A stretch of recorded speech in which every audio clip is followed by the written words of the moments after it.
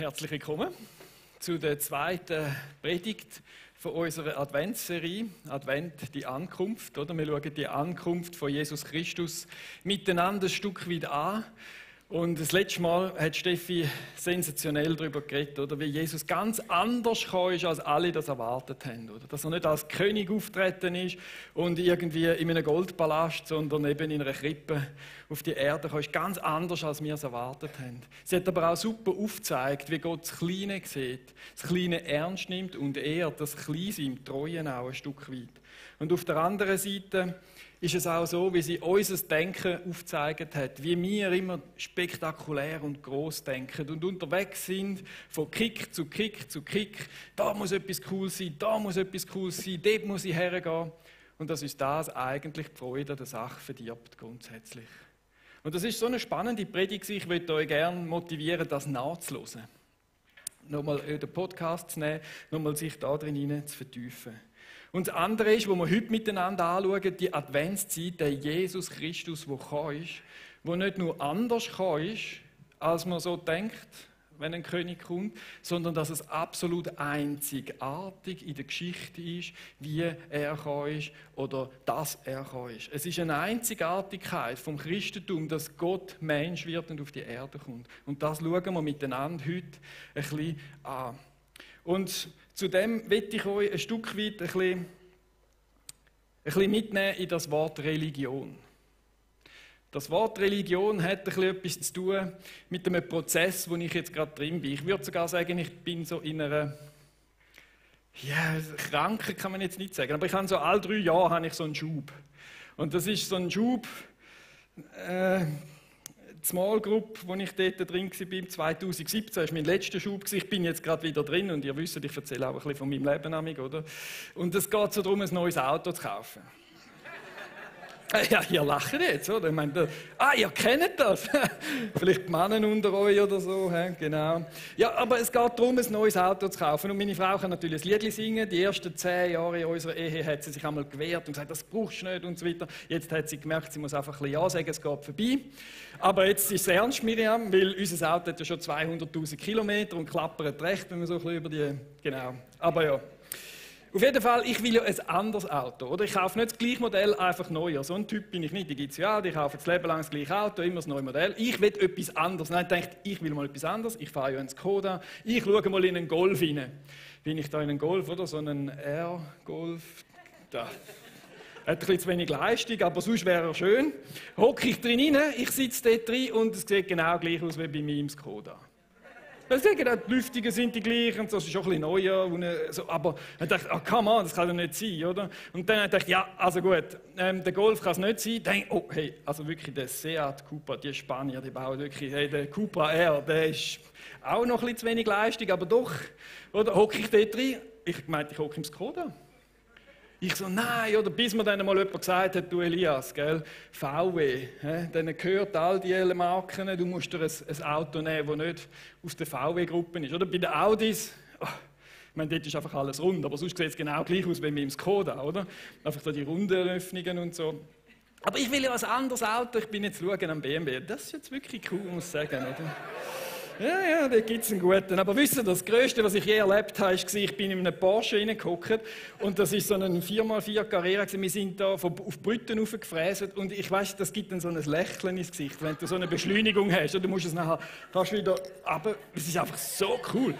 Hey, dann steige ich aus dem Porsche raus und ich sehe, das sind ja die Fensterhebel von einem VW Polo. Wisst ihr, das ist VW, oder? Die bauen die gleichen Teile überall rein, oder? Und denke, ja, ein Porsche kann es jetzt also nicht sein. Ich immer wieder denke, ich werde an den VW Polo erinnert. Und genau das hat etwas zu tun mit diesen Weltreligionen. Weil die Weltreligionen, die sind sehr unterschiedlich. Das Ziel von einer Weltreligion ist alles ganz anders. Die einen wollen dort hin, die anderen wollen da hin. Ich freue mich, das mal ein Stück weit aufzuzeichnen.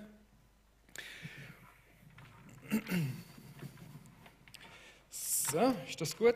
Seht ihr da so ein bisschen drauf? Dann habe ich gedacht, gut, den Himmel, den machen wir blau. Also, machen das ein bisschen klischeehaft, das ist der Himmel. Und da im Himmel sind ja die verschiedenen Sachen, die man erreichen will. Auf der einen Seite haben wir das Nirvana, oder? Wo einige Religionen sagen, das ist das Ziel, das du zu erreichen hast. Wir wollen gerne in den Himmel. Oder dann das Jenseits, das gut ist.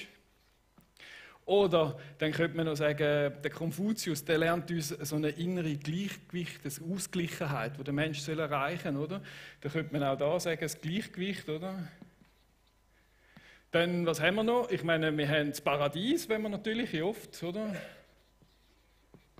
Oder wir wollen sein wie Gott. Da gibt es ja so Schauspieler, die so ein bisschen titanmäßig unterwegs sind und das machen und erleben. Und das ist einfach das, oder? Das ist der Punkt, das ist der Himmel. Und das ist so ähnlich und gleich ist es total unterschiedlich. Und wenn man mit diesen Religionen unterwegs ist, dann merkt man etwas, und zwar, dass wir Menschen nicht dort oben sind, sondern irgendwo uns da unten bewegen. Oder auf so einer Erde, da haben wir die verschiedenen Kontinente da und so, genau. Und wir bewegen uns da. Und das ist eigentlich so das Ziel der Religion, um zu sagen, schau mal, dahin könntest du wählen, da ist es gut und du bist da und hast irgendwie eine Differenz zwischen dem. Und dort musst du rauf. Und das ist jetzt das, was bei den Religionen wieder gleich ist, wo man merkt, ui nein, ich schaffe es nicht, ich muss mir es irgendwie verdienen. Ich muss da gewisse, sagen wir da, gewisse Leistungen erbringen, gewisse gute Taten, ich muss irgendwelche Rituale verbringen oder ich muss meditieren und so weiter. Das sind ja ganz unterschiedlich wieder. Die Leiter mit den guten Taten ist eigentlich ganz unterschiedlich von Religion zu Religion zu Religion und gleich. Ist es wie beim VW, es sieht irgendwie alles gleich aus, oder? Ich schaffe es nicht da rauf und ich bin der da ein Stück weit. Da machen wir noch ein kleines Leiterli, dass wir das erste überhaupt schaffen, oder so, weil das schon ein bisschen hoch ist. Oder? Und da, ich muss etwas machen, Schritt für Schritt für Schritt. Ich habe es nicht, ich muss etwas bringen, damit ich es dann irgendwann dahin schaffe. Und die Leistungen, die erbracht werden, sind anders bei allen Religionen und auch da. Das Ziel ist ein anderes bei allen Religionen. Aber so sind wir unterwegs. Das kann eine andere Marke sein, aber das Prinzip sieht immer gleich aus. Das Prinzip geht darum, ich muss irgendwie dort raufkommen, ich muss irgendwie das erreichen. Religion ist der Versuch vom Menschen, Gott zu genügen. Dass er dann allenfalls, wenn er dann da oben steht, durch das Himmelstor, dass das dann offen steht, dass wir dort durch können. Und ich glaube, das ist ein gutes Bild und ja. Und es ist nicht einmal nur schlecht. Religion heisst, dass man, Religion, die Übersetzung aus dem Latinischen ist das gewissenhafte Berücksichtigen, oder? Dass man das soll berücksichtigen, dass da eine Distanz ist zwischen Mensch und Gott. Und das Allgemeine ist nicht einmal so eine schlechte Sache, was die Religionen zum Teil lehren. Natürlich auch ein bisschen unterschiedlich und gleich.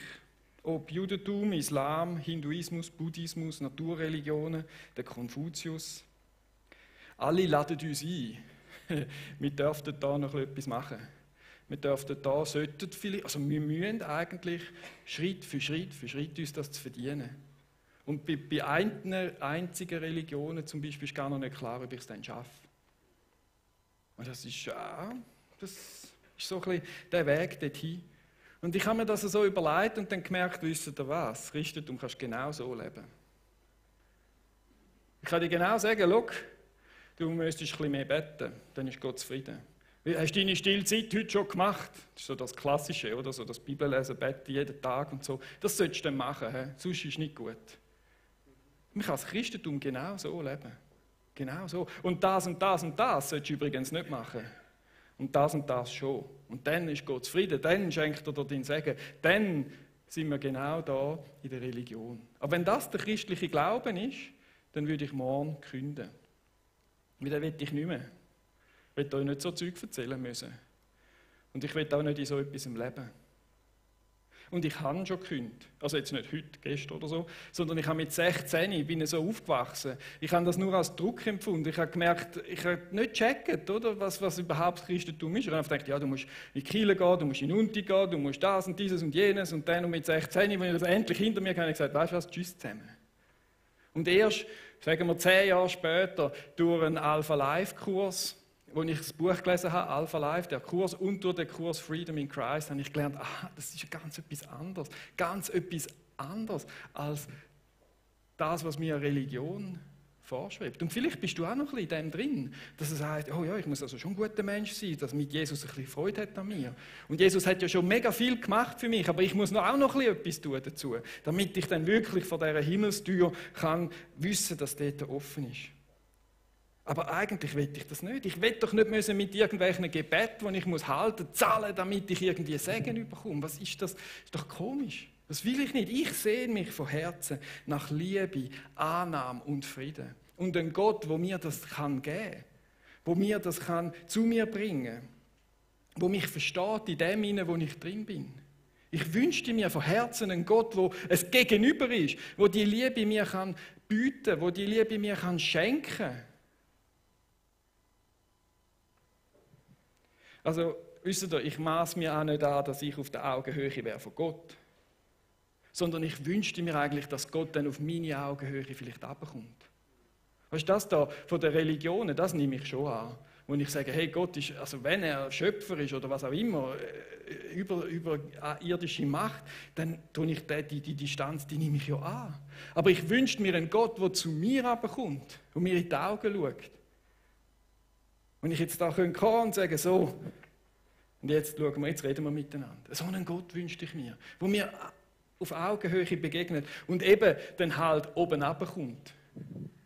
Und ich es mir nicht rauf muss verdienen. Und das ist Advent, Ankunft. Das ist Gott, der auf diese Art runterkommt, zu mir, auf meine Höhe. Und das ist so gewaltig, so einzigartig, weil das niemand sonst so geschafft hat. Niemand sonst so macht.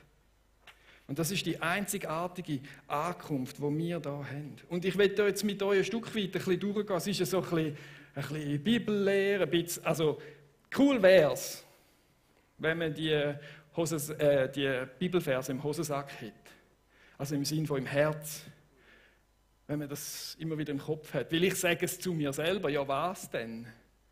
Dass Gott einzigartig ist und dass er mich liebt. Und dass er mich liebt, auch wenn ich gerade einen Scheiß gemacht habe.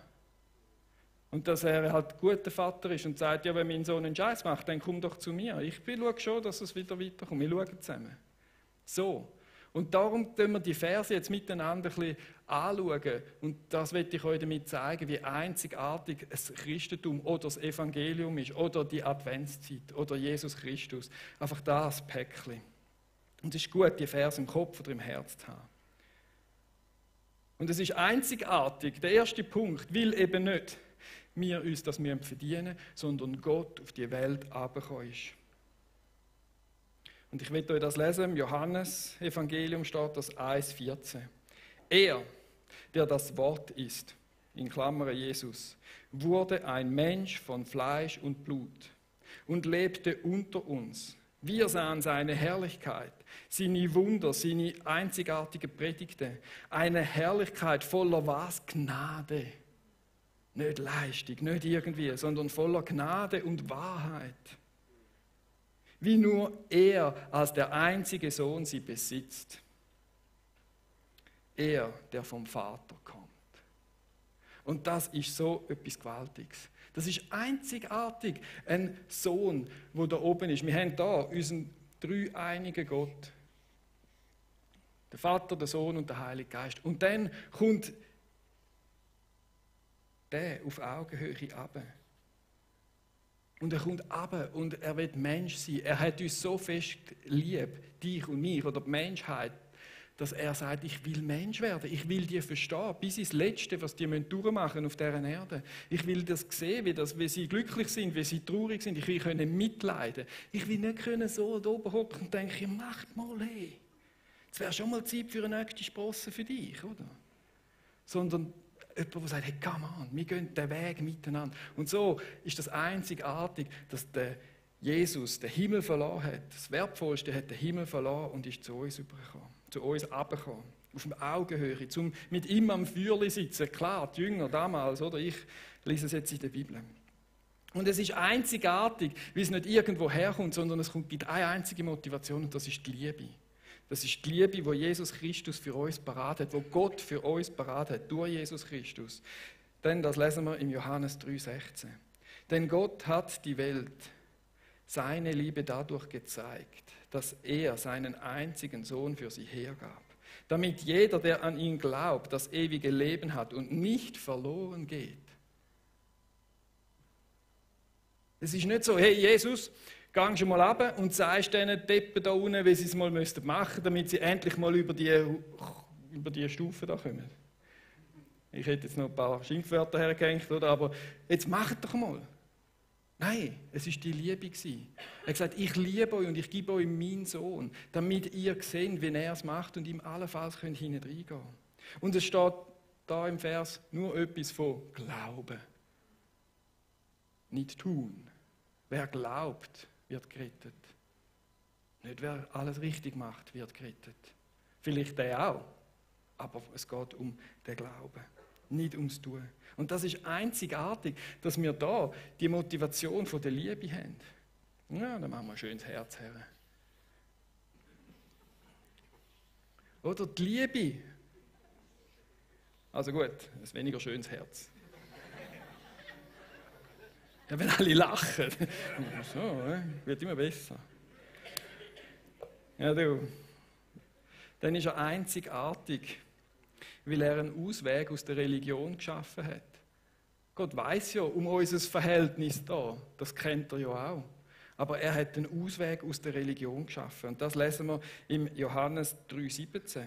Gott hat seinen Sohn nicht in die Welt gesandt, um sie zu verurteilen, sondern um sie durch ihn zu retten. Es ist nicht das, was ich vorher schon gesagt habe. Er geht nicht ab und sagt, hey, come on, jetzt müsst ihr es machen, tun mal die Stufen, ist im Fall die und die, die und die, die. Ich habe es halt schon lange im Kopf, im Fass, aber ihr solltet es mal endlich machen und so. Nicht in die Richtung. Und das ist einzigartig, dass wir einen Gott haben, der aus Liebe den Himmel verloren hat, zu uns kommt und uns hilft, den Weg zu gehen. Und dann macht Gott uns ready für den Himmel. Und das ist einzigartig. Er macht alles. Und nicht wir machen alles, damit wir raufkommen. Sondern er kommt runter und er macht alles. Und das will ich euch an einem Beispiel erklären. Ein Reinraum braucht man ja in der Fertigung. Das ist ein Raum, wo es keinen Staub gibt. Oder ganz, ganz wenig Staub. Also zum Beispiel, wenn man etwas wegen muss, wo ganz diffizil ist zum Wegen. Wenn es dort noch Staubkörnchen drauf hat, dann ist das ein falsches Ergebnis. Und darum gibt es Reinräume oder bei Sachen, die man fertigen muss, die ganz genau sind, wo kein Staub darf sein. Aber es ist nicht nur so, dass es keinen Staub hat, sondern es ist eben auch so, dass es keine Viren und keine Bakterien, kein Pilz und so Zeug hat, keine Partikel. Das ist einfach ein Reinraum. Und das gibt es, das hat es da in der Fertigung. Ich habe die schon besichtigt, da, bei so Herzdämmsherstellern habe ich gemacht. Und ich würde sagen, der Himmel ist ein Reinraum. Der Himmel ist ein Reinraum. Dort gibt es einfach kein Was. Ihr habt es da auf dem Ding. Es gibt kein Tod. Es gibt kein Leid. Es gibt keine Tränen. Es gibt kein Elend. Okay. Es gibt kein Hass, kein Mord, kein Mobbing, kein Terror, kein Hinterlist, keine Lüge, keine Intrigen, keine Unterdrückung, keine Ausbeutung, kein. Der Himmel ist ein Reinraum. Er ist rein von dem Zeug, so wie ein Reinraum in der Fertigung rein ist von Staub und Bakterien und all diese Sachen, oder? Und es ist so, dass niemand latscht einfach in einen Reinraum hinein. Das ist einfach so, oder? In der Fertigung hatte ich ja die Besichtigung gehabt, oder? Und dachte, so, gehen wir in den Reinraum, die Finger schon an der Tür fallen kann, dann geht der Alarm los, oder? Und du kannst nicht, oder? Du musst ein Hütchen anlegen, am besten wäre es, wenn du duschen.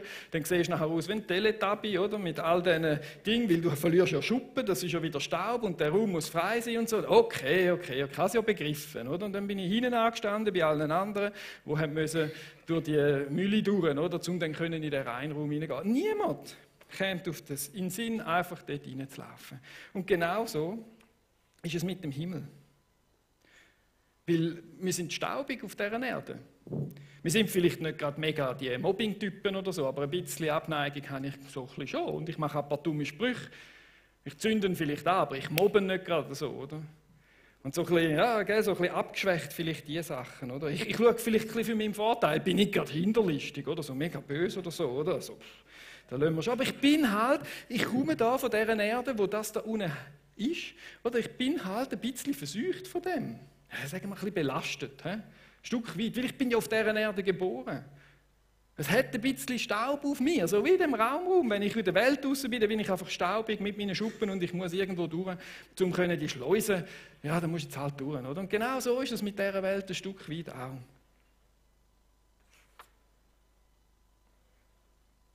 Und wenn ich in den Reinraum muss, dann muss ich eben durch die Teletubby-Dingsbums-Schleusen durchgehen. Und genau so ist es beim Himmel, man kommt ja nicht genau einfach rein. Und es ist ja nicht in dem Sinn schlimm, wenn du staubig bist und in den Raum rum willst. Sie sagen einfach, ja, kein Problem, aber du musst durch die Schleusen durch. Und ich nehme ja nicht extra noch einen Sack voll Staub mit dort rein, oder?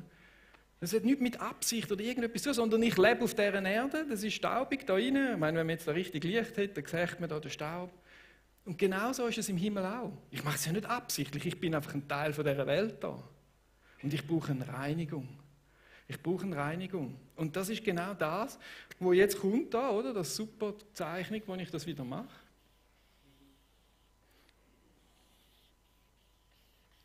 Es sollte ein Kreuz sein. He? So. Sehen Sie das? Es ist noch machbar. He? Das Herz, aber das Herz passt eigentlich auch noch gut rein. Und das ist unsere Schleuse. Jesus Christus ist unsere Schleuse. Weil alle denken, ja, das ist gut, das ist klar, Jesus Christus ist gekommen, er hat uns gelehrt, er ist vorausgegangen, er ist der Sohn Gottes, aber warum hat er jetzt sterben? Und das ist genau der Grund gewesen. Wir brauchen eine Schleuse, um in den Himmel zu kommen. Und bei uns ist der Eingang eben nicht da oben, zack, sondern bei uns ist der Eingang eben da. Also das heisst, Jesus Christus ist auf die Erde gekommen, hat den Eingang geschafft durch den Glauben an ihn. Und wenn man durch ihn, also an ihn glaubt, ist man automatisch. Das ist wie ein Lift da. Ja, komm, ich zeichne noch so ein Lifthäuschen, oder?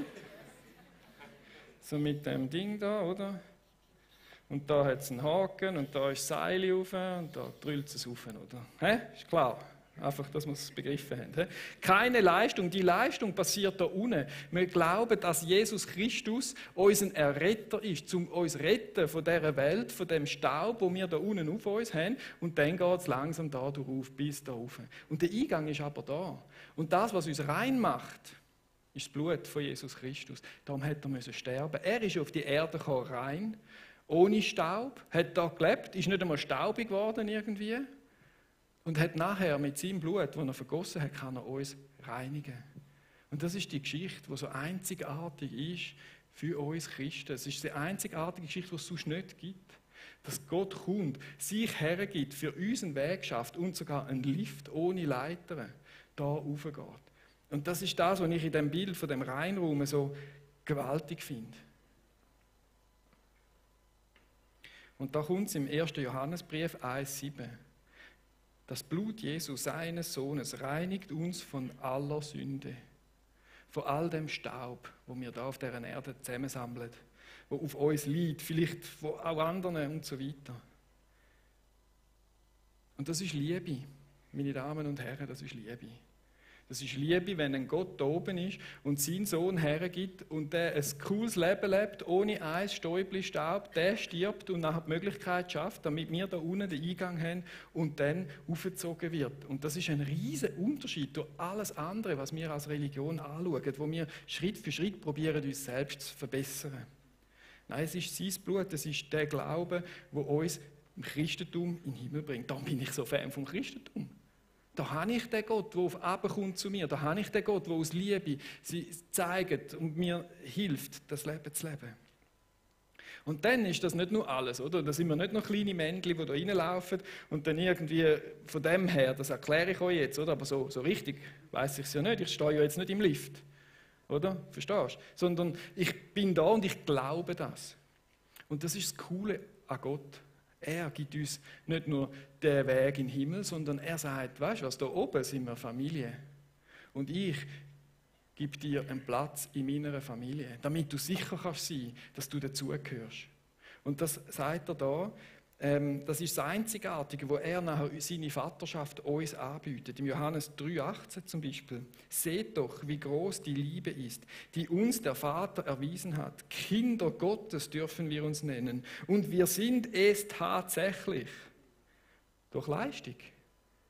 Nein, durch Glauben. Und er gibt uns das. Wir sind Happy Family da oben. Wir haben jetzt schon Gewissheit. Ich glaube an Jesus Christus, ich glaube es. Und durch den Glauben weiss ich, dass ich sein Kind bin. Und darum ist ein Platz für mich. Und wenn du keine Familie hast und wenn du einen komischen Papi hast oder so, dann ist das die Möglichkeit, eine neue Familie zu gründen oder zu finden. Eine Familie, die Liebe und Freude und Zuneigung ist. So viele ihn aber aufnahmen, denen gab er das Recht, Kinder Gottes zu werden. Denen, die an seinen Namen glauben. Wow, was für ein Gott, das ist einzigartig. Und nicht damit wir es jetzt nochmal, ich habe es jetzt ein paar Mal gesagt, aber damit wir jetzt einfach sicher sind, dass es nicht um Leistung geht, bringe ich nochmal einen Vers. Durch eigene Leistung kann ein Mensch nichts dazu beitragen.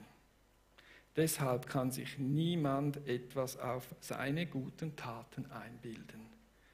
Was wir jetzt sind, Kind Gottes, ist allein Gottes Werk.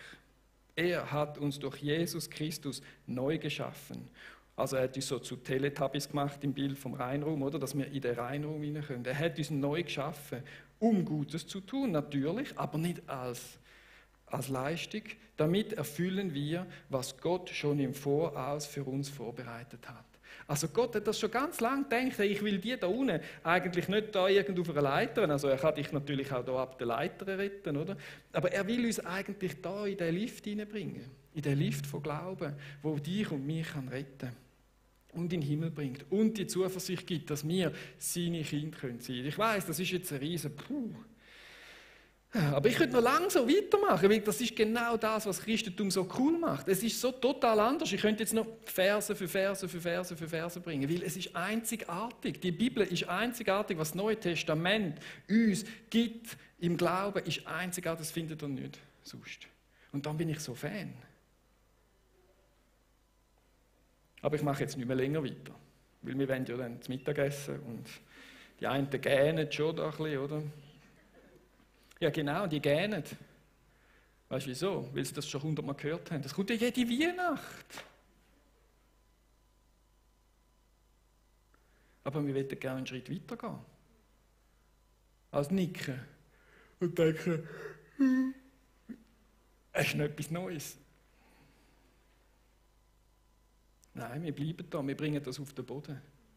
Und ich möchte euch heute in der Adventszeit ein bisschen herausfordern. Es ist schön, wenn wir das so begriffen haben, aber wir Superchristen, die das ja alles schon kennen, und vielleicht die einen kennen mehr Bibelversen auswendig als ich da rein.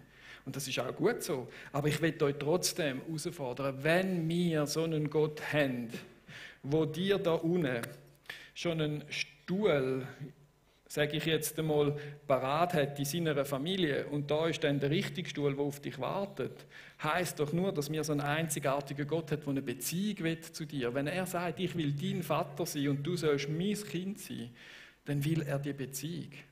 Und das ist einzigartig. Und er sagt, und ich werde zuhören, wenn du bettest und wenn du zu mir redest. Und ich werde mit dir sein und ich werde dich nie verlassen.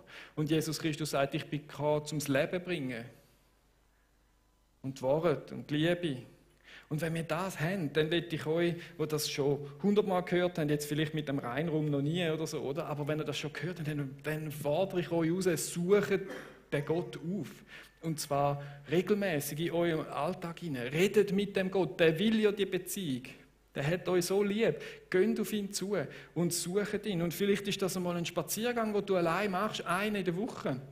Einen im Monat, aber dort hingehen und sagen, Herr Jesus, da bin ich bin jetzt in diesem Wald hinein und ich bitte dich, dass du mir hörst und ich dir kann all meine Sorgen erzählen und du siehst meine 3 Kinder, du siehst meine Frau und ich bitte dich, dass du mir hilfst, ein guter Papi zu sein. Und so läuft das ab, so gehen wir mit dem Vater um, oder? Und da fordere ich raus, macht den Schritt. Das Glauben ist das eine, da im Lift reinziehen, ist eine gute Sache, oder? Ich habe leider keinen Turbo-Knopf, oder? Aber das gibt einen Knopf, den kannst du drücken und dann rettet einer mit dir im Notfall, oder? Und ich bitte euch, den Knopf zu drücken, immer wieder hinzugehen und immer wieder in dieser Stille mit Gott unterwegs zu sein, mit Gebet und vielleicht mit Dankbarkeit im Herzen und durchzugehen. Und, genau, ihr wisst, was ich meine, he? Und da möchte ich euch herausfordern. Wir, die doch das schon wissen, ich gehöre ja auch zu denen, oder, die schon, weiss nicht wie viele Jahre Christ ist, mich herauszufordern zu lassen, in dieser Adventszeit die Zeit mit Gott zu verbringen. Und das gibt im Fall ein neues Level in dein Leben hinein. Die Nähe zu Gott. Weil wisst ihr was? Vielleicht habt ihr die vorletzte Predigt gelesen. Dort, wo einer die obercoole Geschichten erzählt hat, wie er Gott erlebt. Und die coole Geschichten, ich kann euch all das sagen, die könnt ihr alle auch erleben, aber die kommen aus der Nähe von Gott oder zu Gott. Die kommen in dieser stillen Zeit, in dieser Zeit, wo sie mit Gott unterwegs sind, die kommen die coolen Storys. Und ich will doch so Storys. Ich habe es jetzt nicht ganz so ganz cool, aber doch 2, 3 Sachen erlebt. Aber meistens ist es dann passiert, wo ich eben in dem Wald bin und Gott sagt, hey, und was soll ich denn machen? Wer soll ich denn jetzt zum Wilhelm Wunz einladen? Oder was soll ich denn machen? Wem soll ich etwas schenken? Oder was soll ich schenken? Soll ich für jemanden beten? Und dann kommen meistens nehmen, bang. Ja, ich weiss, dass das so ist. Darum gehe ich nicht so oft in den Wald, oder? Ja, ich meine, ich bin ehrlich. Aber wenn ich gehe, dann weiss ich nachher und dann, ich erzähle so jetzt. Das ist jetzt nicht gerade eine glorreiche Story, oder? Aber ich bin auch wieder mal allein im Wald am Dingseln und so. Und dann kommt mir einer entgegen und Gott sagt mir genau, was ich dem sagen soll. Naja, habe mich nicht getraut. Und darum will ich euch herausfordern, weil ich auch herausgefordert bin, dem, dass wir es dann eben sagen. Und wisst ihr was? Ich bin spaziert und der ist mir 2-mal entgegengekommen. Ja, so lustig ist es eben nicht, oder? Aber dort, wenn wir hier als Christen in die Nähe rein und dann hören und dann tun, dann gibt es aus unserem so Wissen Christ sein. Und ich weiss es ja, und Gott ist gut und so, oder? Kommt etwas ganz Neues drin rein. Da kommen die coolen Storys. So wie wir gehört haben. Ich meine, da könnt ihr genau hören. Sie hat betet wie Hermann für eine gute Geburt. Das ist Religion. Wenn sie das Gefühl hat, sie käme nachher eine Belohnung über dafür. Und Gott hat gleich gut geschaut für eine gute Geburt. Weil das Kind gelebt hat und die Mutter gelebt hat. Aber sie hat erst ein Jahr später gemerkt, dass eben Gott gleich da war. Das ist der Unterschied. Wo wir nicht um Leistung gehen, sondern darum, hey Herr, ich will die Beziehung zu dir, ich will die Liebe zu dir und das erleben. So, wenn du jetzt noch in der Religion lebst, im Christentum, und wirklich noch ein Funken in dir drin ist, wo du denkst, hey, ich tue jetzt da ein bisschen gut, so gehe heute in die Kirche, dafür mache ich keinen Unfall oder irgendwie so, ich weiß nicht, oder so das religiöse Zeug, wo in uns einmal noch drin steckt. Hey, dann bitte ich dich heute, das loszulassen. Und sagen, Herr Jesus Christus, ich will nichts mehr mit dieser Leiter zu tun haben, ob die jetzt christlich ist oder wie auch immer die angefärbt ist, oder? Aber ich will nichts mehr mit Religion. Ich nehme das in meinem Herzen an, dass du musst es wirklich nicht mehr verdienen. Die Liebe Gottes ist für dich schon da. Es ist für dich der Preis gezahlt. Es ist nur noch die Möglichkeit, um durch die Türen durchzulaufen, durch den Glauben. Und wenn du eine Heimat suchst, dann sagt Gott zu dir, jawohl, du musst das doch nicht verdienen, du bist ja mein Sohn. Ein Sohn muss sich nichts verdienen. Ja, vielleicht muss er schon ein bisschen brav sein, aber ja. Aber er muss sich nicht verdienen, dass er irgendwann das Erbe bekommt. Das kommt er sowieso über. Und genau so ist die Liebe zu dir vom Vater, der sagt, ich habe ein riesiges Erbe da für dich parat.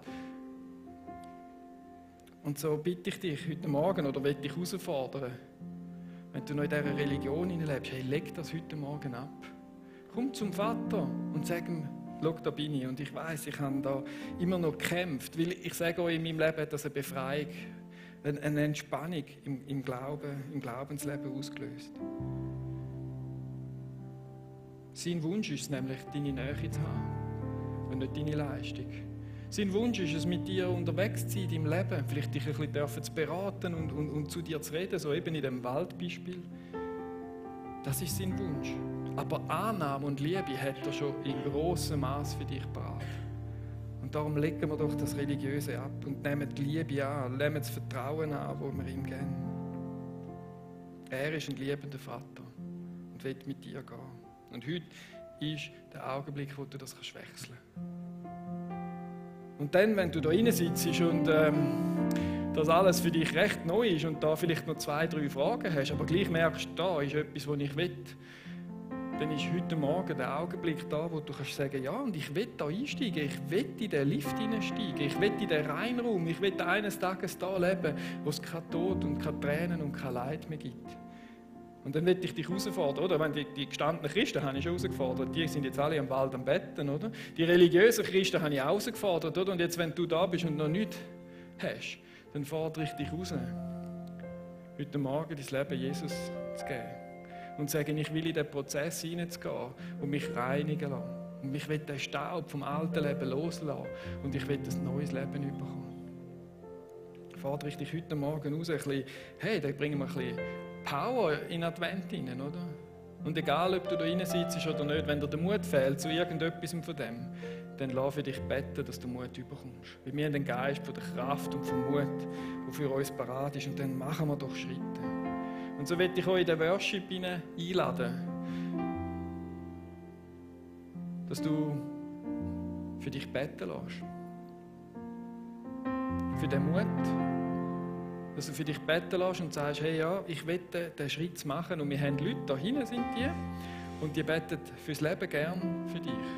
Ob du dein Leben willst, neu Jesus Christus hergeben, neu willst dem Vater hergeben und so, oder ob du die Religion willst loslassen. Du brauchst einfach noch jemanden, der dir eine Zusage gibt über dein Leben, dass die Liebe steht. Oder wenn du dich nicht getraust, in den Wald zu gehen mit Gott und merkst, ich habe so Mühe mit dem, dann hat es Menschen, die sehr gern für dich beten. Die sehr gern den Weg mit dir gehen. Weil in jedem Gebet ist der Vater drin. Und wenn wir die Hand auflegen, legt Jesus seine Hand darüber hin und seine Kraft kann fließen durch uns durch. Und unsere Gebete gehen so in Erfüllung. Vielleicht nicht gerade zack, sofort, vielleicht ist es ein längerer Prozess. Aber das ist so wichtig, wenn wir hingehen und füreinander beten, für die Sachen, die in unserem Herzen sich bewegen. Und vielleicht bewegt dich ja schon jemand anders in deinem Herz. Nicht nur dich, sondern eben dein Kollege, dein Nachbar oder so. Wir haben da extra ein Alpha-Life-Fragezeichen nochmal hergehängt. Oder? Mit den Menschen, die uns wichtig sind, die wir für sie beten. Und da ist auch die Möglichkeit, nochmal hinzustehen vor das Kreuz, vor das Fragezeichen und nochmal zu sagen, hey, da bete ich jetzt nochmal für den und für den, den ich da aufgeschrieben habe. Oder vielleicht ist es dir einfach grundsätzlich wichtig, für die Menschen zu beten. Also dort hätten wir die Möglichkeit auch. Wir haben auch das Abendmahl, das man nehmen kann. Weil wenn du da rein hockst und denkst, ich bin mit Gott unterwegs, in der Religion lebe ich schon lange nicht mehr und wow, oder? Hey, dann ist es vielleicht dran zu sagen, hey Jesus Christus, ich danke dir und ich nehme nochmal das Abendmahl. Wow, jetzt haben wir zu tun.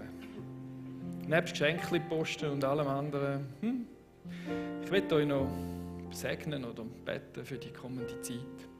Jesus Christus, ich danke dir. Danke, hast du den Himmel verlassen, bist auf die Erde gekommen. Und ich danke dir, dass wir den Heiligen Geist dürfen haben auf dieser Erde, die wirkt. Und ich bitte dich, Heiliger Geist, dass du dort die Reihe durchgehst und jedem einfach am Herz begegnest. Warm, kalt, wie auch immer, dass jeder versteht. Und dass du kannst jedem den Teil geben, den er tun soll, wo er herausgefordert ist, wo du ihn anführst zu machen. Weil das Coole ist, wir können nichts verlieren. Du bist ja ein guter Papi. Du willst uns ja durchs Leben helfen, uns beraten und wir können gar nichts verlieren. Okay, die anderen schauen vielleicht ein bisschen dumm, aber ja, stehen wir trotzdem auf. Jesus, und ich danke dir, dass du den Raum erfüllst mit Mut, zum nächsten Schritt zu tun, Next Steps zu tun.